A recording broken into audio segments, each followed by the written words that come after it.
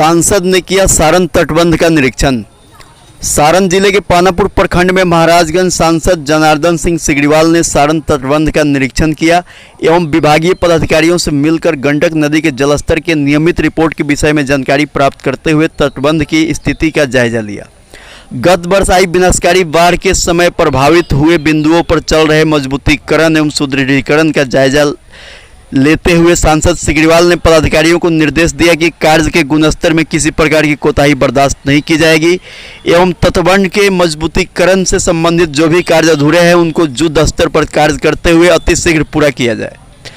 प्रखंड के सोनबरसा, सलेमपुर, पृथ्वीपुर, सरौजा, भगवानपुर, करचौलिया, चकिया, बसहिया समेत प्रखंड क्षेत्र में पड़ने वाले संपूर्ण सारण तटबंध का भ्रमण करके सांसद सिग्रीवाल ने तटबंध की स्थिति का जायजा लिया एवं स्थानीय लोगों से बात करके गत वर्ष के बाढ़ में तटबंध एवं जलस्तर की स्थिति के विषय में जानकारी प्राप्त करते हुए सांसद सिग्रीवाल ने लोगों से कहा कि विगत वर्षों में आई बाढ़ से सबक लेते हुए इस बार विशेष रूप से बांध के मजबूतीकरण का कार्य किया गया है और अपने क्षेत्र को बाढ़ से बचाने के लिए हर संभव प्रयास किया गया है ताकि इस समस्या से निजात पाया जा सके। मौके पर उपस्थित पत्रकारों से बातचीत करते हुए सांसद ने कहा कि सारण तटबंध अंग्रेजों के समय से ही बहुत महत्वपूर्ण तटबंध रहा है और यह तटबंध गोपालगंज, सारण और सिवान जिले को बाढ़ से बचाने के लिए रक्षक की भूमिका में रहा है। विगत के वर्षों में समुचित रूप से इसके मजबूतीकरण का कार्य नहीं हो पाया था, लेकिन पिछले वर्ष आई बाढ़ को देखते हुए अब व्यापक रूप से इसके मजबूतीकरण और सुदृढ़ीकरण का कार्य किया गया है और हमारी सरकार इसके लिए कृत संकल्पित है कि आने वाले समय में पुनः बाढ़ की विभीषिका झेलनी न पड़े। इसके लिए सभी समुचित उपाय किए जा रहे हैं। वहीं मौके पर मौजूद जल संसाधन विभाग के कार्यपालक अभियंता विनोद कुमार ने तकनीकी रूप से बांध की स्थिति और नदी की धार के संबंध में बताते हुए कहा कि कई जगहों पर ऐसा कंस्ट्रक्शन किया गया है कि नदी की धार अंदर 2 किलोमीटर तक चली गई है और संवेदनशील स्थानों पर तटबंध में होने वाली सीपेज को कंट्रोल करने के लिए पर्याप्त उपाय किए गए हैं। मौके पर सांसद प्रतिनिधि संजय कुमार सिंह, भाजपा नेता धीरज सिंह, पानापुर प्रखंड विकास पदाधिकारी मोहम्मद सज्जाद, अंचलाधिकारी रणधीर कुमार, जल संसाधन विभाग के सहायक अभियंता धर्मेंद्र कुमार, कनीय अभियंता राजीव प्रभाकर समेत अन्य विभागीय पदाधिकारी उपस्थित थे। इस संबंध में हमने सांसद सिग्रीवाल से बात भी किया। आइए सुनते हैं उन्होंने क्या कहा। इस सारण तटबंध पहले से भी बाढ़ के लिए जाना जाने वाला एक तटबंध के रूप में और सारण की सुरक्षा की दृष्टि से इसका बहुत बड़ा महत्व आज से नहीं, अंग्रेज़ों के ज़माने से रहा है। इधर से जब भी बाढ़ का पानी जब आगे बढ़ता था तो तटबंध उसको रोकता था और गाँवों को भी बचाता था और ज़िला को भी बचाने का काम करता था। लेकिन पिछले कुछ सालों से इस पर जितना काम होना चाहिए सही तरीक़ा से नहीं हो पा रहा था। लेकिन इस बार चाहे वह पृथ्वीपुर से लेकर के और चकिया तक, ये बीच के चिंतामनपुर तक, यह बांध की पूर्ण रूपेण मरम्मत की जा रही है और इसके फ्लैंक पर जियो बैग डाल करके उसको भी और सुरक्षित किया जा रहा है कि कटाव न हो सके। और जब कटाव नहीं होगा, बांध नहीं टूटेगा, तो हमें लगता है कि जो बाढ़ की परेशानी होती है वो बाढ़ की परेशानी से हम बच सकते हैं, उसका निजात हम पा सकते हैं। ऐसे बाढ़ से बचाने के लिए पूरे राज्य में भी काम हो रहा है और अपने ज़िला में विशेष रूप से काम हो रहा है। यह इस बांध के अलावे, सारण तटबंध के अलावे भी जहाँ छोटे छोटे ब्रांच बांध जहाँ भी है, जिसको जमींदारी बांध भी कहते हैं, जिसको ग्रामीण बांध भी कहते हैं, जिसको नदियों के किनारे बना हुआ बांध है, उस बांधों के भी मरम्मती पूरे तरीक़ा से कराया जा रहा है। लेकिन यह बांध एक ऐसा बांध है कि इस क्षति होने से सैकड़ों गांव तुरंत जल पलवित हो जाता है और दर्जनों बाजार, इभुन आप तरैया, पन्नापुर, धैले और बीच के जितने बाजार हैं सभी बाजार प्रभावित हो जाते हैं और लाखों के तादाद में लोग प्रभावित होते हैं और लाखों एकड़ ज़मीन भी बर्बाद हो जाता है। लेकिन उसको बचाने का हर संभव प्रयास किया जा रहा है और उसी के क्रम में आप देख रहे हैं कि वार फुटेज पर यह वर्क हो रहा है। अभी फ्लड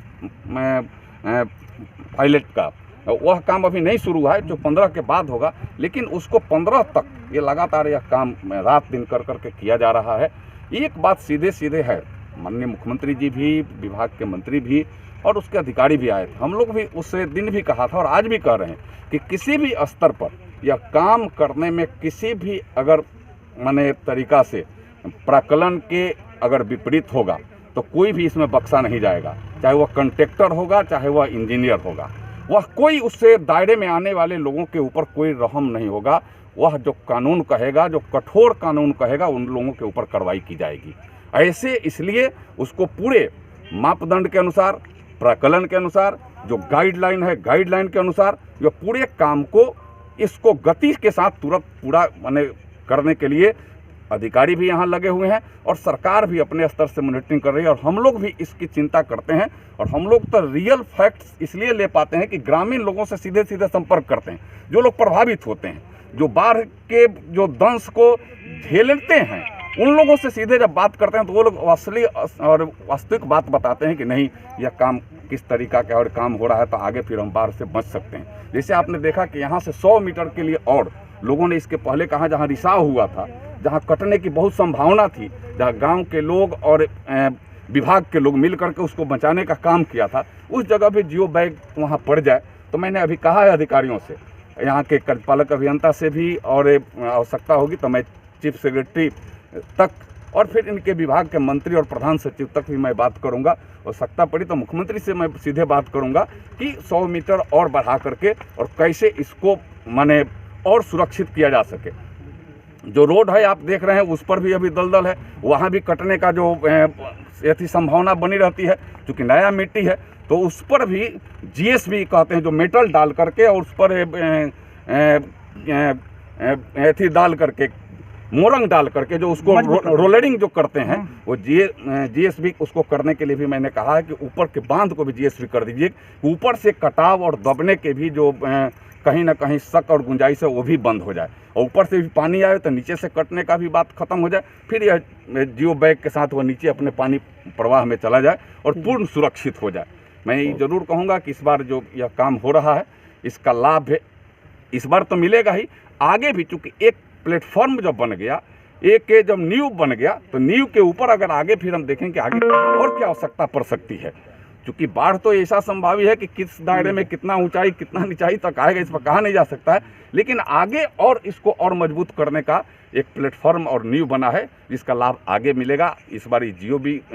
जीएसबी होगा या एथी को बांध को, और आगे हम सब प्रयास करेंगे कि पूरे रूप से पिचिंग कर करके इसको पूरा एकदम एक अप्रोच पथ के जैसा बन जाए, कि अधिकारियों को भी, विभाग के लोगों को भी, ग्रामीण लोगों को भी आम दिनों में सुविधा हो, और बाढ़ इत्यादि आवे तो उस समय कोई भी सर सामान और मटेरियल लाने में कोई दिक्कत ना हो, वह तुरंत वहाँ से लेकर के इसको बचाया जा सके। इसलिए सारण तटबंध की सुरक्षा ही सारण की सुरक्षा है, या पूरे इधर गांवों की सुरक्षा के साथ पूरे सारण को बचाने के लिए, इस तटबंध को मजबूत करने के लिए सरकार भी कृत संकल्पित है और हम लोग भी कृत संकल्पित है। इसमें कहीं कोई गड़बड़ करेगा तो उसके ऊपर कठोर कार्रवाई होगी, यह भी मैं बात आपको आपके माध्यम से मैं कहना चाहता हूँ।